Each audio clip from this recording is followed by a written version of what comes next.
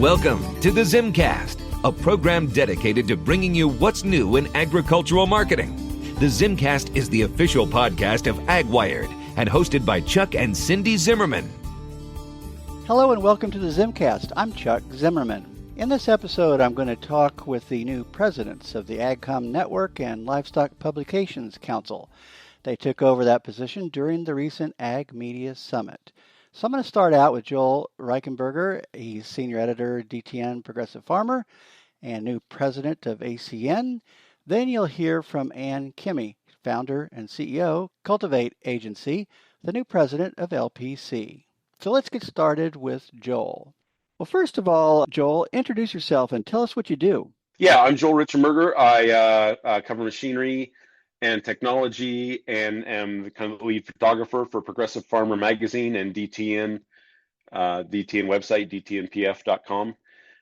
And I've been doing that for about 8 years now. Just kind of recently taking a little step more into the machinery side. I've been doing a little more technology focused, but now kind of moving more into machinery in general. Still doing a whole lot of photography as well. And I've been on the ACN board for the Ag Communicators Network board for I think 5 years now, and was elected president here at the last Ag Media Summit. So, all right. Well, congratulations being the ACN president. And so let's first of all talk a little bit about the Ag Media Summit that ACN contributes to or is part of.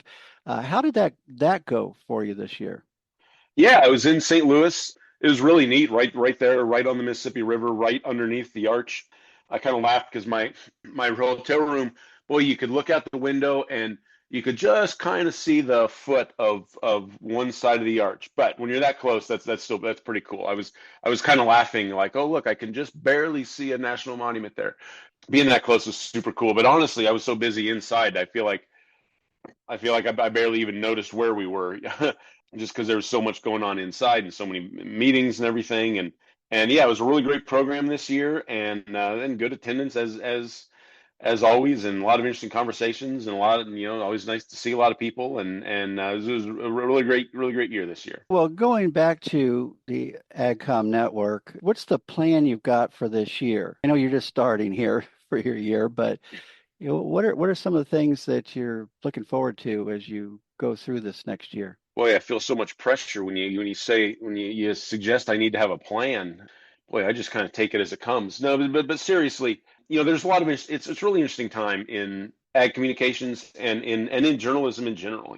And I think it's been interesting times for 20 or 30 years now for my entire career, and probably a little more than. But this is certainly no different. And it's been really interesting in my time on the board with Ag Communicators Network. Every once in a while I come across something where it kind of strikes me as like, well, boy, why do we do this way? And why is this way? And boy, that doesn't make any sense. And boy, you start to dig into something, or heaven forbid, change it or think about changing it. And word gets to some people who maybe were on the board 10 years ago or 20 years ago. And well, it turns out they had a pretty good reason for doing it that way, And so I've just been struck so much the last few years by how much care the people who preceded me put into this, and how carefully everything was crafted. There's nothing in ACN has ever struck me as being by accident. And anytime you think, well, maybe this is a mistake, no, it's that way for a reason.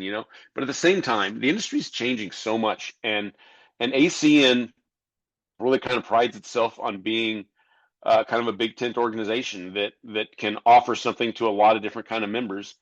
It needs to be, we need to be willing to kind of change going forward, because the ACN of 5 years ago, even 5 years ago, let alone 10 or 20, is not what we need this year or next year or in 5 years. It needs to be a different organization addressing different needs.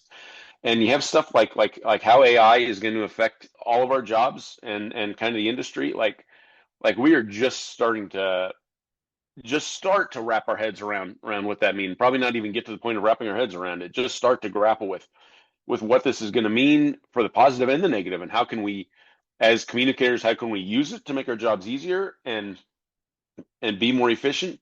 And what's this going to mean? What's this going to mean for the careers in the first place? And these are all things that I certainly think we're going to be grappling with this year, talking a lot about this year, and I'm sure it won't be the last year. But what are my plans for this year? I mean, I want to start to try to answer those questions as well as we can for something that is very clearly a moving target.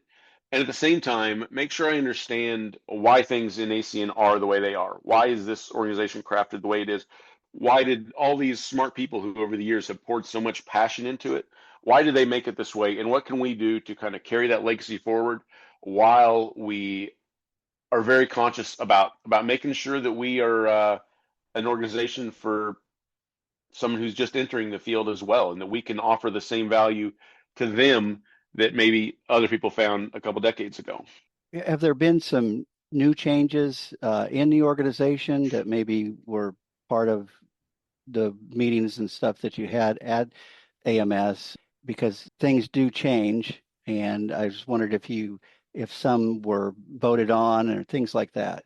There've been some kind of smaller things, I guess, in terms of like how the membership in the organization is processed, and like when the bill will be due, and some stuff like that hopefully shouldn't really affect members too much. I think they make the some of that was a little more possible based on some changes on the bookkeeping side for ACN. So hopefully that's nothing that should get out in front of members too much, I don't think.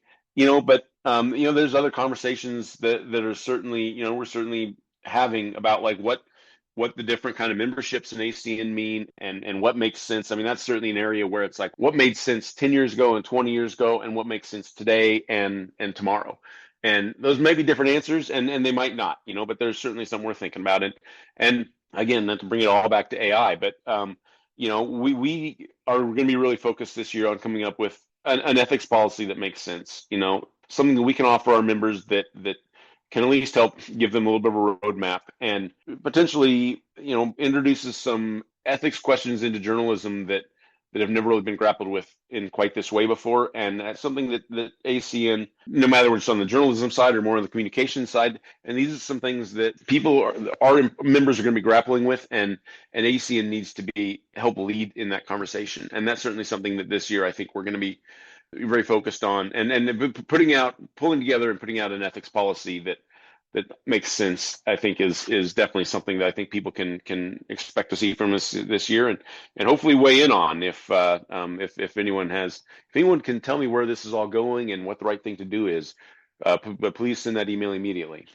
That just makes sense, and so it'll be interesting to see how that plays out. So let's go to other ACN members that they haven't been real active, or maybe on the board or whatever, but what would you say to them about becoming more active than maybe they are?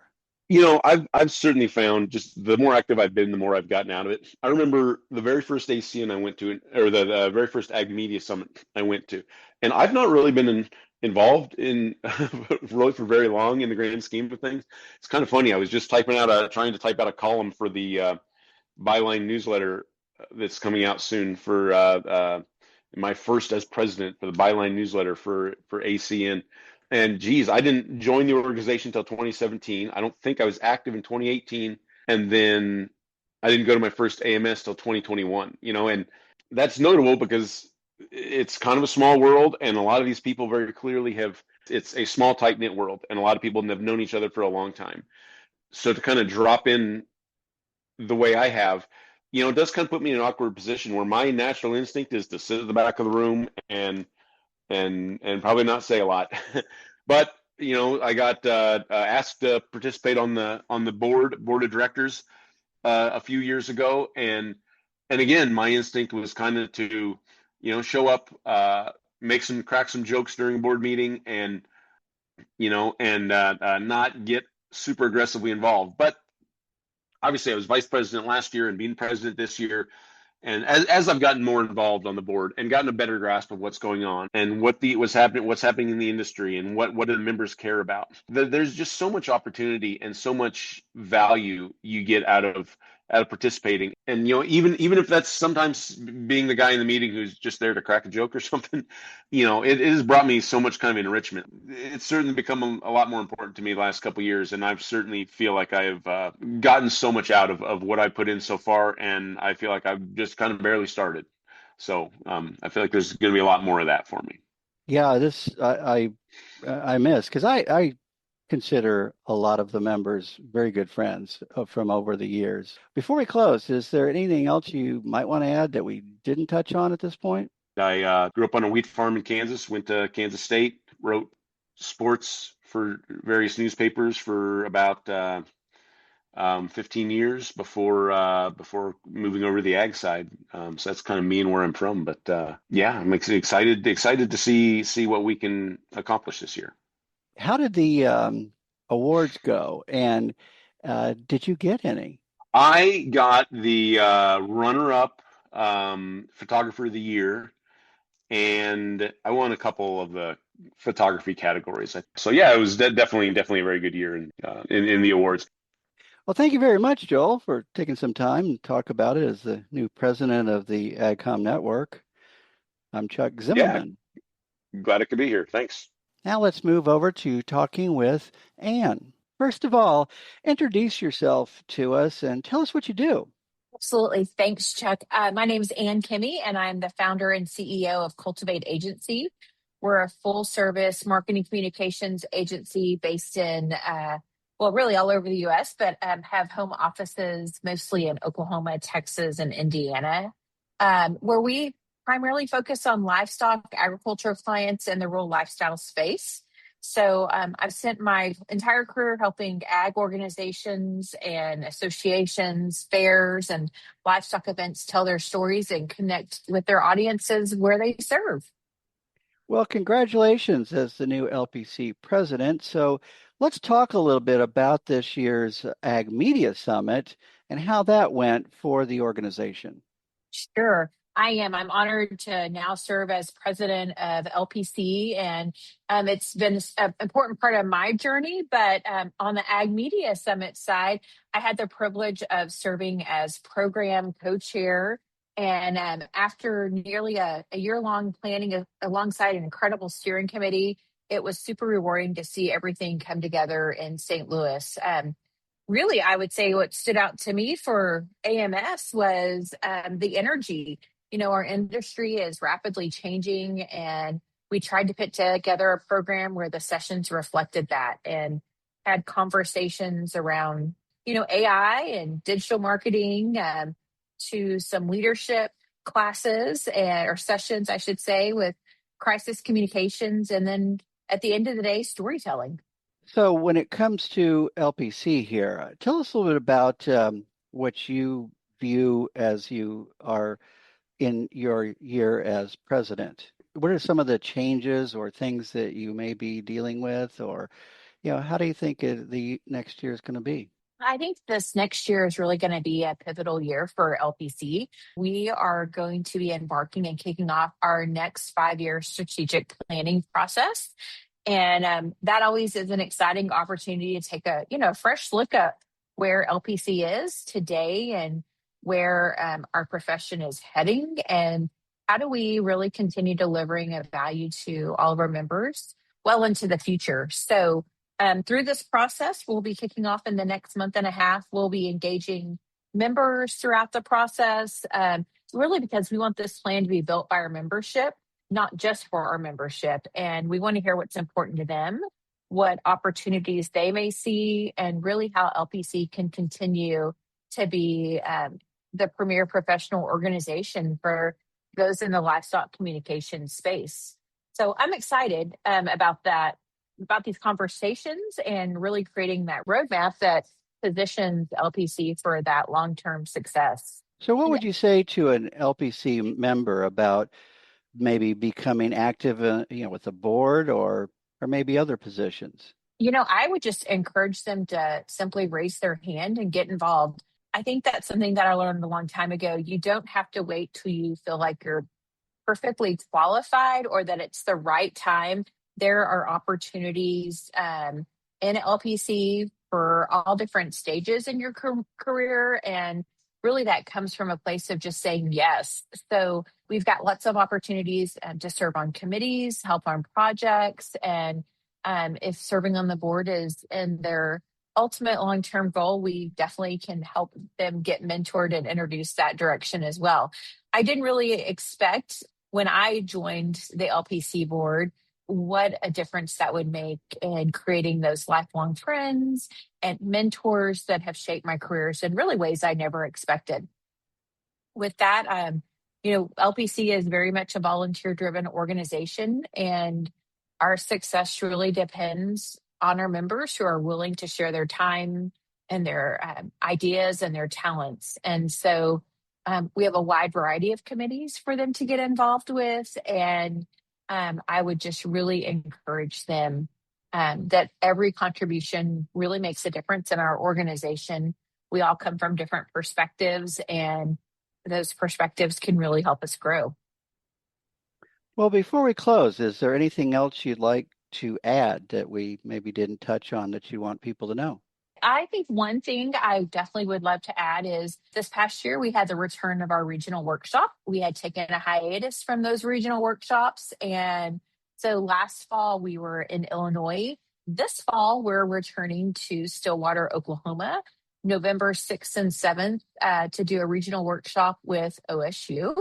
And I think that's a great opportunity for members who may not have been able to attend Ag Media Summit or just really want another opportunity for professional development to come together for a 2-day workshop, grab some great learning, some networking, and really have a place to connect with fellow members. These workshops, back in the day were one of my favorites because they're smaller and more interactive, and they really give members that chance to connect with each other one-on-one. So I'm excited that we're going to go to Oklahoma State and partner and showcase one of the nation's premier AgComm programs while being able to deliver valuable content for our members, and then really start connecting with that next generation of ag communicators with those students that are at OSU. So I hope everyone will mark their calendars. We'll be sharing details soon, but it's really shaping up to be a great event. Well, thank you very much, Anne. I appreciate your time, and I'm Chuck Zimmerman. That's the ZimmCast for now. I hope you enjoyed it, and thank you for listening. You've been listening to the ZimmCast, the official podcast of AgWired. Check us out at www.agwired.com to find out what's new in agricultural marketing.